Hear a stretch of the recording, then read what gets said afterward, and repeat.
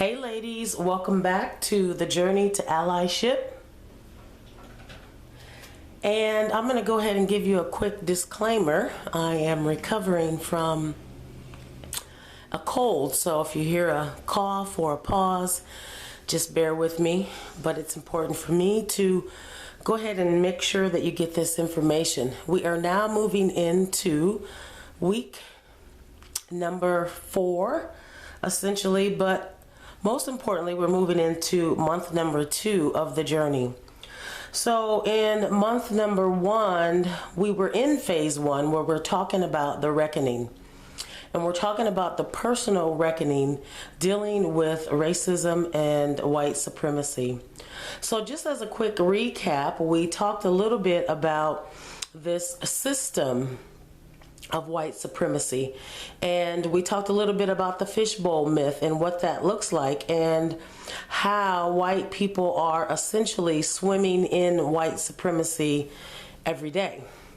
We talked about that white supremacy and the water in which white folks swim in also includes privilege and prejudice. It includes power and culture.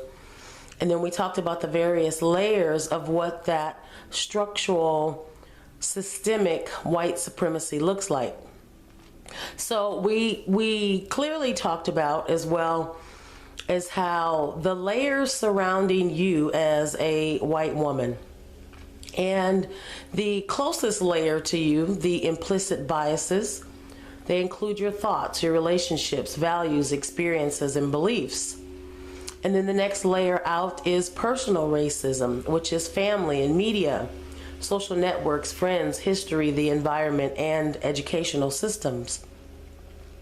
And then we talked a little bit about the structural racism, which is housing and wages, education, healthcare, the financial institutions, and employment.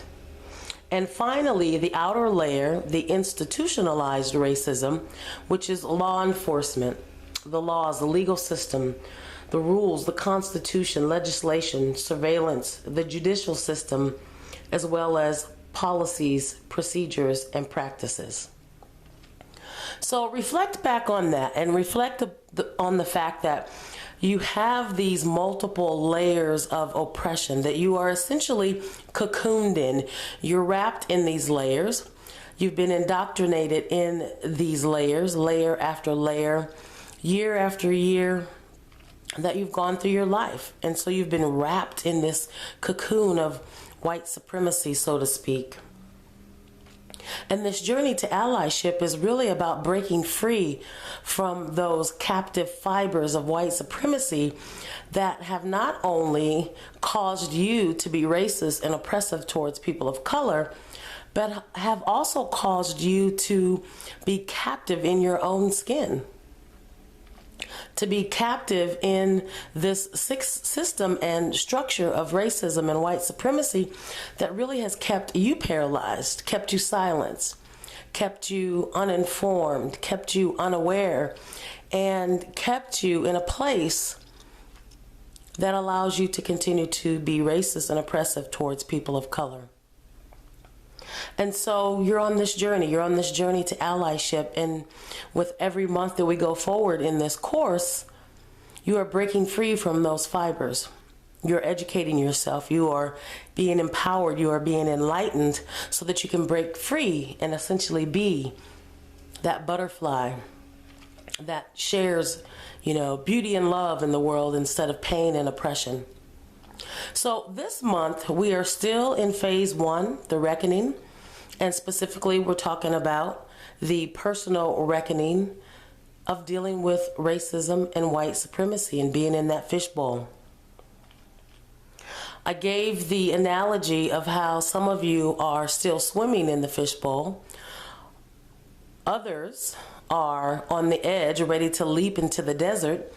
And some of you have already leaped out into the desert and are floundering a tad bit, trying to figure out, now how do I survive in this new environment? How do I evolve and emerge into the butterfly, so to speak? So as we continue on this journey to allyship and eradicating racism, I want to talk a little bit about how you fit into the system. I want to talk about the steps of personal reckoning and what that looks like so that you can find your place and know where you've been and where you're going. I also want to talk a little bit about the inner work that's required for you to completely break free from the captive fibers of the cocoon. So let's get started. So what you see here is a graph that I've drawn that talks a little bit about how the approach to breaking free from those captive fibers of white supremacy and the indoctrination of it is a 3-point approach. There's a cognitive approach, there's an affective approach, and then there is a behavioral approach. But before we examine this diagram that you're looking at right now, I want to talk to you about the 7 steps of having your own personal reckoning. The 7 steps when you wake up and realize that you are cocooned and captive in the fibers of white supremacy and racism. So step number 1 is the truth. You begin to learn the history of whiteness. You begin to understand fully what it means to be white and how white folks have consistently and historically and grossly benefited from having white skin. You begin to learn and read and research and study and learn about the violent history of whiteness. And that can definitely bring up some shame and guilt. But you start seeking the truth. You start asking questions. You start engaging in dialogue to find the truth about the history of whiteness. The second step is admission, that you have to come to terms with the fact that you're racist. And based on what we talked about in month 1 video, there's no way around that. It's very clear. We've painted that picture. And then you have to say those words to yourself. I am a racist. And what do I do about that? So step 2 is about the admission of being a racist in this American society. And then I'm sure that once you have to say those 3 words, I'm a racist, that you're going to be sitting in a place of shame and guilt. You're going to recall times when you have done racist behavior. You're going to recollect on moments when you have intentionally and unintentionally offended people of color and acted in racist ways. And sitting in that shame and guilt is a necessary part of the process. You cannot speed through it. You cannot wish it away. You cannot think it away. You need to sit in that place and deal with and reckon with all the things that you've done intentionally and unintentionally to harm people of color. And then you're probably going to have some grief about that. You're going to feel a sense of loss and uncertainty and not really knowing what to do with that shame and guilt. And so step number 4 is about moving through the grief, getting over it. It is not productive. It does not serve you. It does not serve people of color. It stagnates you and paralyzes you, so you cannot sit in the grief. And so you begin to move through that grief by reckoning with your own personal offenses.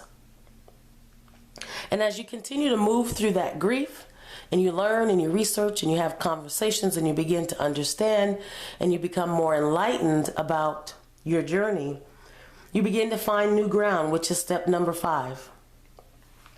Your equilibrium was off before. Who you were before realizing that you are a racist is no longer the same person, essentially. Yes, the essence of who you are is there, but you've changed. You're a different person. You're now breaking free from those constrictive fibers of the cocoon of white supremacy. And so now you're about to emerge into someone else. So sure, your heart and your core and all those things may be the same, but you got to find new ground. So if you imagine yourself, hopping out of the fishbowl, you now have to figure out how to survive in this dry desert land. And that's part of the step number 5 of finding new ground. How do you survive in this new space? And then step number 6 is about acceptance. Accepting that here you are now, out of the fishbowl, in the desert. Here you are now, breaking free from the cocoon of white supremacy.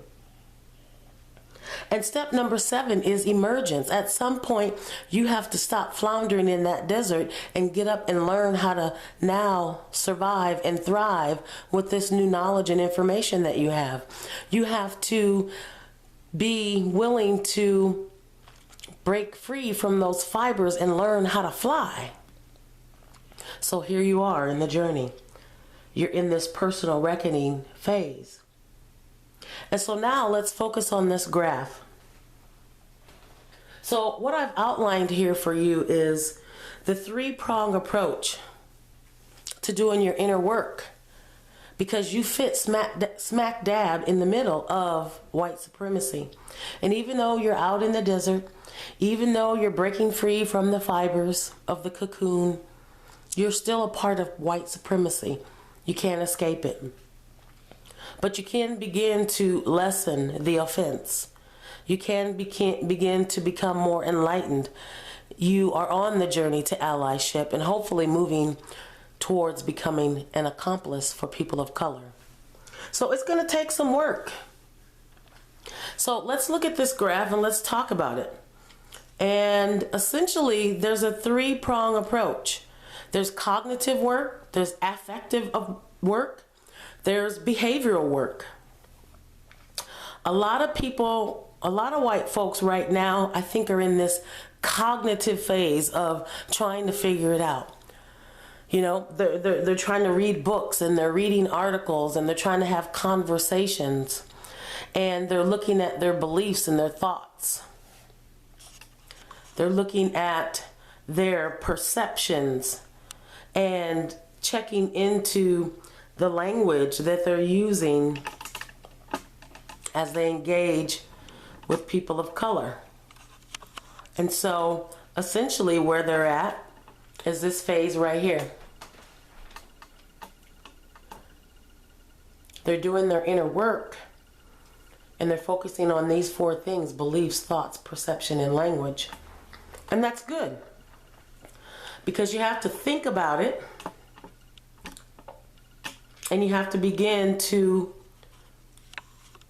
intellectualize, if you will, what's happening. And that's a start, but that's not the only place that you begin. The other piece of this approach is the affective approach. And I think that's the part that people struggle with the most. White folks struggle with this. This is where you begin to examine your relationships, the environment in which you live and which you've grown up in.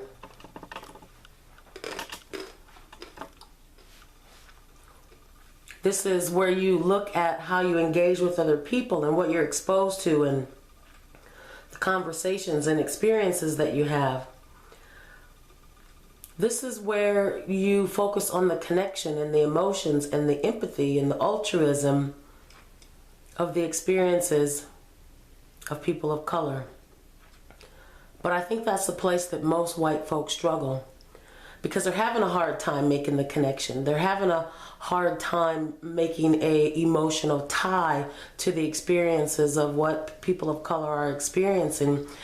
And I've talked quite a bit about the lack of empathy and altruism that white folks often experience, or don't experience, I should say, as it relates to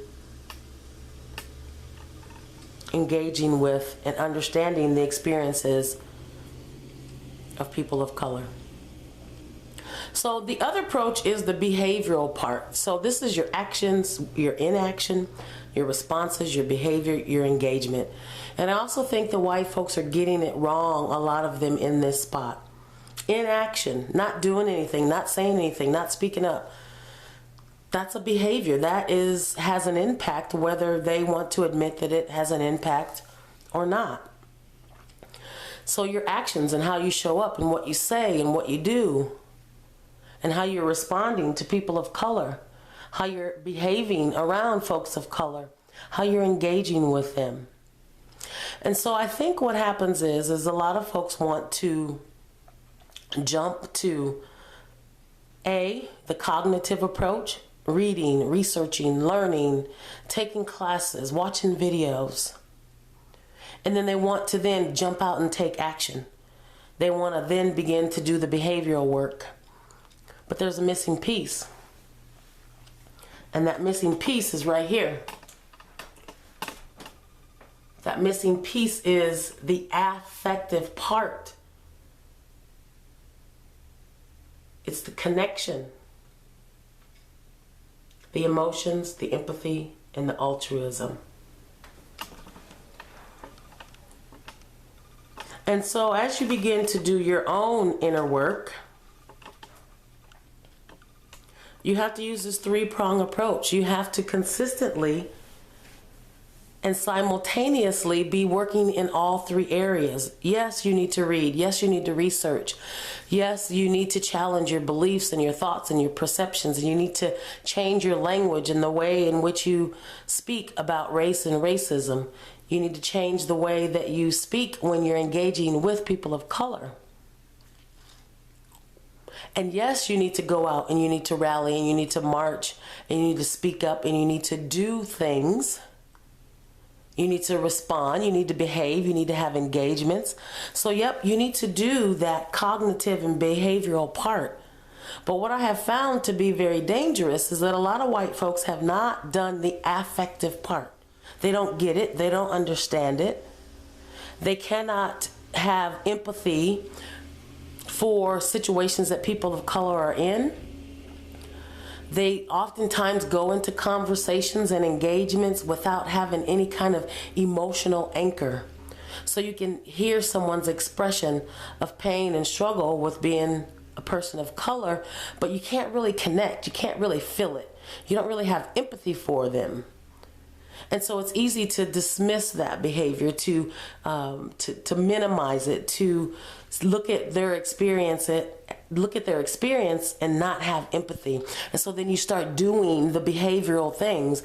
You start having certain responses. You start engaging in a certain way without having that affective anchor.